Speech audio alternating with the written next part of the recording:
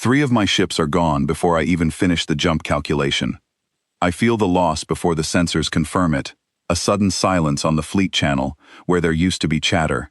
The Meridian and the Hallworth Star simply stop transmitting. The 3rd ship, the Osphane, sends one broken signal, a single word that never finishes, and then nothing. We are inside the cradle maw now. There is no going back. My name is Doran Kell, and I am the navigator of what remains of the Vithari refugee fleet, 22 ships that were once 40. Behind us, the Hegemony battle group is still coming, still hunting, still certain that we will either surrender or die trying to escape. They are not wrong about the second part. Every chart we own marks this region in solid red, a warning shape shipped with every star drive sold in known space. Nothing survives the maw. Pulsars flare without warning. Debris fields the size of moons drift on unpredictable paths. Old war machines, left from some ancient conflict nobody remembers anymore, still hunt anything that moves. We chose this place because our enemies would not follow us into it. We were counting on that same danger to save us. I did not expect to be right and wrong in the same breath. My hands are shaking on the console when the second wave of debris tears past our hull, close enough that the proximity alarm screams for 6 full seconds before it cuts out on its own, as if even the machine gave up warning us. I grip the edge of my station and force my breathing to slow. Panic will not save this ship. Only calculation will. Behind me, Sella Vantor, our chief engineer, is shouting numbers at a technician twice her age, telling him to reroute power from the aft shields before the next pulse hits. Her voice cracks halfway through the sentence, not from fear, but from exhaustion. None of us have slept in 2 days. None of us have eaten a real meal in longer than that. We left our home with what we could carry, and what we could carry was never going to be enough. The forward viewport shows a storm of light ahead, a nebula lit from within by something violent and constant, throwing off radiation that our sensors cannot even fully measure. Somewhere past that storm, according to Sella's last projection, is a pocket of relatively calm space, if calm means anything out here. It is our only chance to slow down long enough to repair what we can and figure out what comes next. I do not believe we will make it.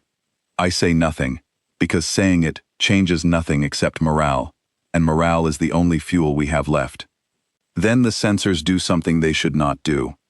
A structured signal appears on the long-range array. Clean, repeating, deliberate. Not the chaotic burst of a pulsar, not the random scatter of debris. This is a pattern, the kind only something built by intelligent hands could produce.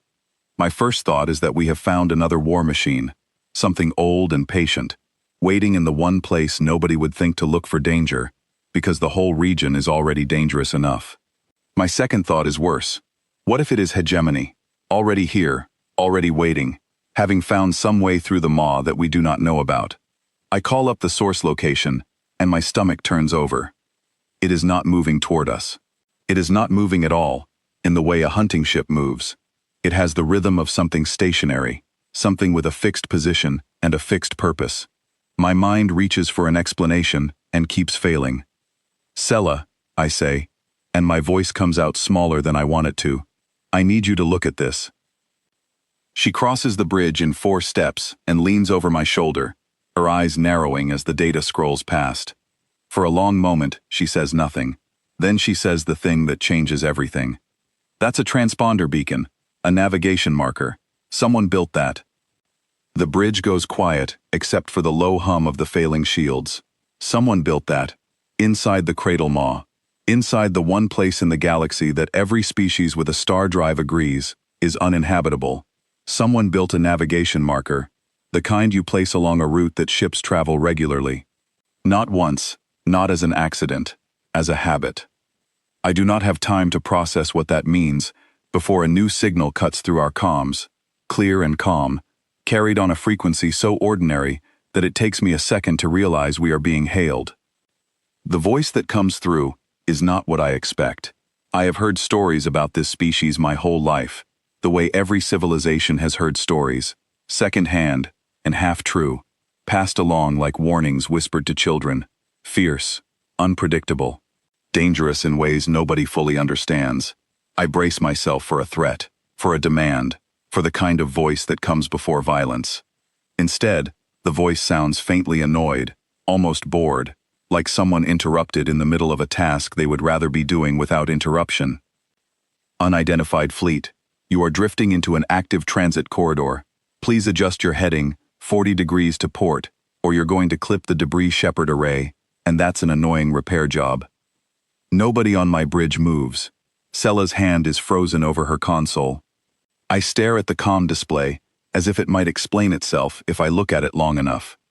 Repeat your last transmission, I say, because I do not trust what I heard the first time. You heard me fine, the voice says, and there is something almost like amusement in it now. You've got a warfleet on your tail, your shields are failing, and you're drifting through a corridor that has actual working infrastructure in it. Adjust your heading before you become a hazard to shipping. We'll sort out introductions after you're not about to hit anything. A hazard to shipping. Shipping. Inside the deadliest region of the known galaxy, there is shipping. I give the order to adjust our heading, because at that moment, following the calm voice feels safer than not following it, and because I have no better plan. The rest of the fleet follows my lead. 22 ships turning in formation, like frightened animals, trailing behind whichever one moves first. For a long stretch of silence, nothing happens except the slow, careful correction of our course. Then the nebula's light begins to change, thinning at the edges, and something comes into view that makes every assumption I have held about this place collapse at once. It is a station, not a ruin, not a wreck, not the skeleton of something ancient and dead. It is alive, lit from within, running with the unmistakable rhythm of a place where people live and work and go about ordinary lives. Ships move around it in orderly lanes, the kind of organized traffic you see at any busy trade hub, except this hub sits inside a storm of radiation that should be tearing every one of those ships apart. I zoom the display in, and I see the hull plating, and I understand, slowly, why none of it has been torn apart. The plating flexes. I watch a support strut bend, almost imperceptibly, as a wave of pressure rolls past from a nearby debris collision, absorbing the shock instead of resisting it, then settling back into place like nothing happened. It is not built to survive the maw by being strong enough to withstand it. It is built to survive by moving with it. Sella, I say again, quieter this time, tell me what you're seeing. She does not answer right away. When she does, her voice has lost its exhaustion and gained something closer to disbelief. I'm seeing a colony, Doran, a real one. Reactor cores tuned to the pulsar's cycle, using the radiation bursts as part of their power system instead of shielding against them. That's not defense, that's efficiency. They didn't survive this place. They made it useful. I do not have the luxury of sitting with that thought, because our hailing frequency lights up again, and this time, the voice belongs to someone new. This is Waystation Amaranth Control, speaking for Station Director Callum Reeve. We've got your fleet on approach vector. You're carrying battle damage, and you've got hostiles inbound behind you. If you want to dock and patch up, you're welcome to, but you need to decide fast. Because that battle group behind you is about to have a very bad day if they follow you in. I look at Sella. She looks at me. Neither of us has words for what is happening, so I do the only thing that makes sense. I answer honestly. We are refugees, I say. Our home was destroyed. We do not have the strength to fight, and we do not have anywhere else to go. If you can help us, we will owe you a debt we may never be able to repay. There is a pause on the line, brief and unbothered, as if the woman on the other end is glancing at a readout rather than weighing a decision. Nobody owes anybody anything here for docking rights, she says. Come in through lane 4. Repair crews will meet you at the outer ring. And don't worry about the hostiles. They're about to learn why nobody follows people into the maw. The docking process is unlike anything I expected from a place with this reputation. There is no interrogation, no armed escort waiting to search our ships, no suspicion in the voices guiding us in. Just clear instructions, delivered with the same patient tone you would use for a nervous new pilot on their first approach. As our ship settles into its berth, I catch my first real glimpse of daily life aboard Waystation Amaranth through the observation windows, and it nearly stops my heart in a different way than the danger did. There are children, actual children, running along a corridor with a ball made of some soft woven material, laughing in a way that suggests they have never once considered that they live inside the most hazardous region of known space. There are market stalls selling food I do not recognize, vendors calling out prices, a mechanic arguing cheerfully with a customer over a repair bill. It is ordinary. It is, impossibly, ordinary. Sela is the first to step off the ship, and I follow close behind her, my legs unsteady from days of tension that have not yet had the chance to leave my body. A man is waiting for us at the base of the ramp, tall, with the kind of weathered calm that comes from doing something difficult for so long that it stops feeling difficult. He introduces himself as Callum Reeve, the station director, and shakes my hand like we are old colleagues meeting again, rather than strangers from opposite ends of danger. "You made good time getting here," he says, as if we had planned the trip rather than fled through it in terror. Most fleets that stumble into the maw don't make it this far in one piece. "How long have you lived here?" I ask, because it is the only question my mind can fully form. "4 generations," he says.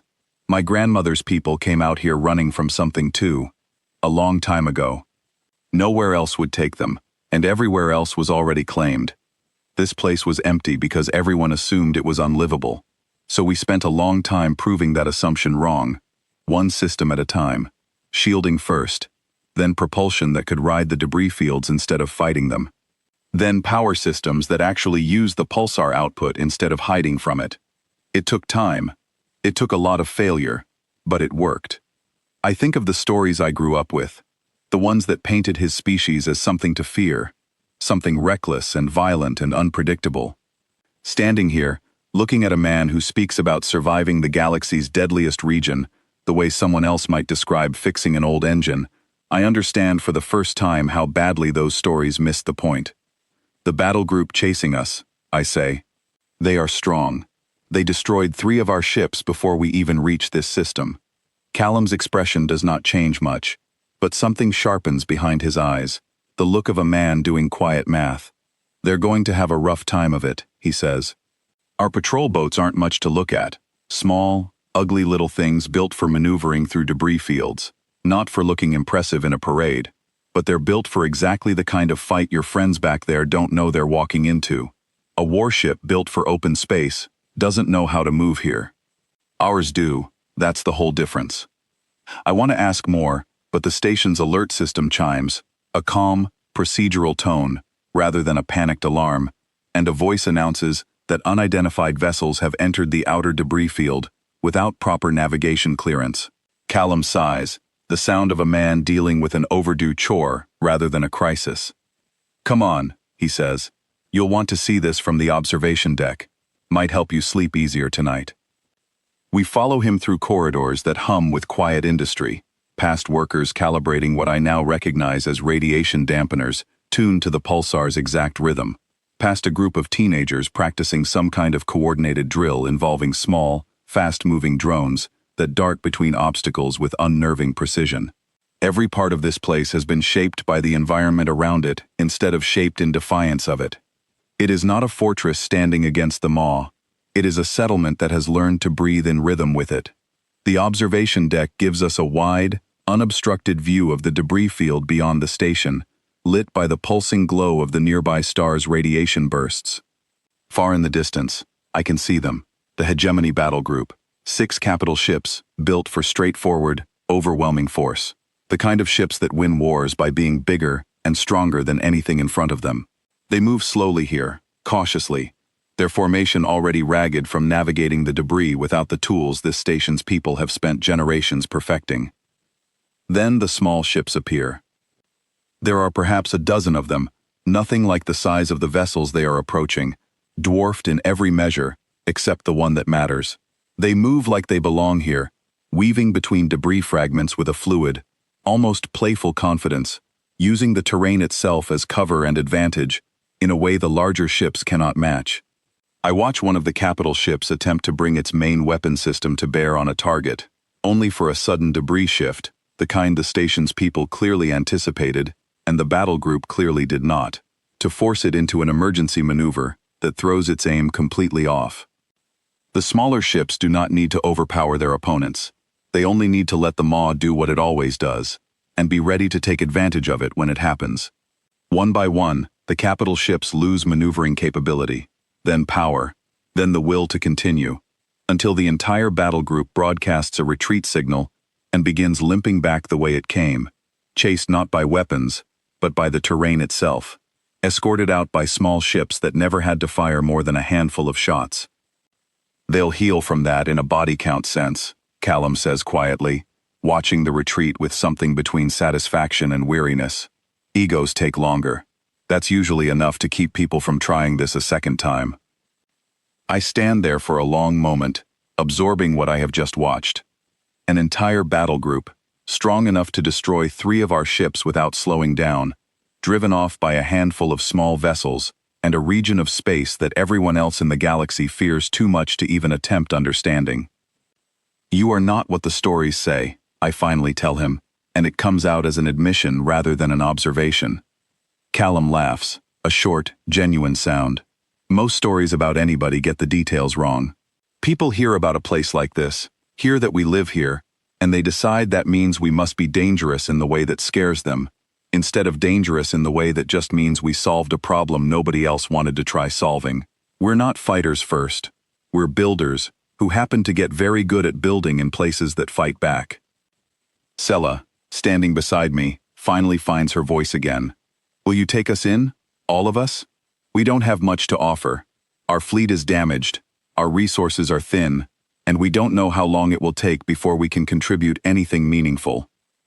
Callum looks at her, and then at me, and then out at the station around us, the children still playing somewhere below, the market still bustling, the small patrol ships already returning from their brief, decisive engagement. There's room, he says simply, and you clearly need it. That's usually enough reason around here. That night, for the first time since our home fell, I sleep without waiting for an alarm to wake me into another crisis. The station hums around me, steady and alive, powered by the very radiation that was supposed to make this region a graveyard. Somewhere outside my borrowed quarters, I can hear the faint sound of the ball game still going, children's laughter echoing down a corridor, built inside the deadliest patch of space anyone has ever mapped. I think about the charts we grew up trusting, the ones that marked this place in solid red, warning every traveler away from it. I think about how easily fear becomes fact when nobody bothers to check whether the danger is truly absolute, or just difficult enough that most people give up before trying. The galaxy feared the cradle maw because it only ever saw the danger. It took one stubborn species, generations ago, looking at the same storm of radiation and debris, and asking a different question entirely. Not how do we avoid this, but what would it take to live here anyway?